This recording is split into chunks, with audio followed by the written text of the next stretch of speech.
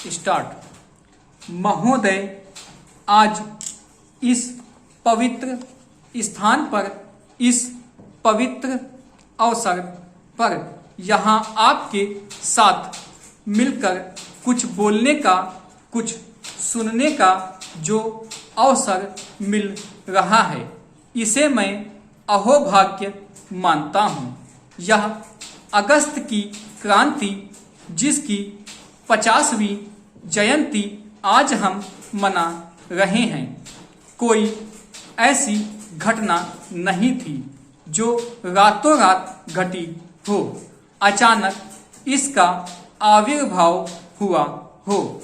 इसके पीछे एक लंबा इतिहास है, वचन तोड़ने का, दिए हुए वचनों को तोड़ने का, और देशवासियों की जो अपेक्षाएं थीं उनके भंग करने का यह इतिहास था, जिसके कारण भारत के बच्चे बच्चे के मन में यह बात आई, यह संदेश आया कि यह ब्रिटिश सरकार केवल वचन देती रहेगी, उसका पालन पोषण कभी नहीं करेगी।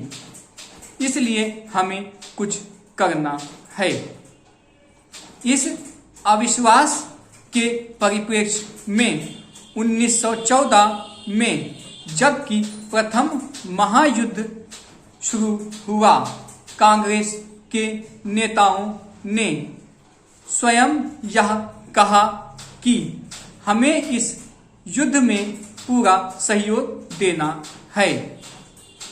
महात्मा गांधी ने सबको समझाया कि यह समय नहीं है शर्तें लगाने का, हम बिना शर्त सहयोग देंगे। सारे नेताओं ने यह माना, कांग्रेस ने यह माना।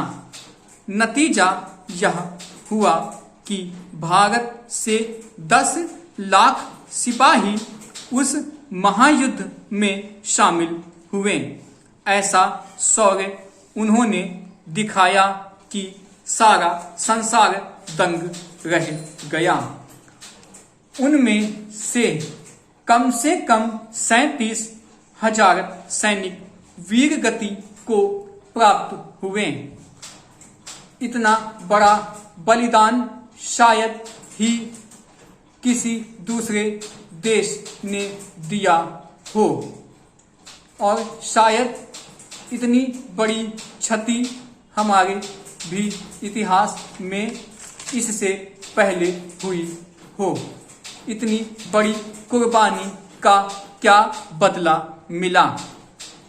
हमारी अपेक्षा थी कि महायुद्ध स्वतंत्रता के लिए लड़ा जा रहा है, और यह दावा किया जा रहा था कि उस युद्ध का सही ध्येय है। तो हम भी अपेक्षा करें कि युद्ध जब समाप्त हो जाएगा तो भारत को भी स्वतंत्रता मिलेगी। वे अपेक्षाएं जहां की तहां रह गईं, और उसके बाद 20-22 वर्ष तक टाल मटोल होता रहा। कभी कोई प्रतिनिधि मंडल आया, कभी कुछ हुआ, कभी कुछ हुआ। महात्मा जी ने जो आंदोलन चलाए, उन आंदोलन के पीछे यही था कि जो वायदे किए गए हैं, जो वचन दिया है, उसकी तरफ हम आगे बढ़ें। लेकिन साम्राज्यशाही शक्तियों ने साम्राज्य की इस बात को नहीं माना। शायद उन्होंने सोचा नहीं होगा कि दूसरा महायुद्ध आएगा, लेकिन 22 साल के भीतर दूसरा महायुद्ध आया।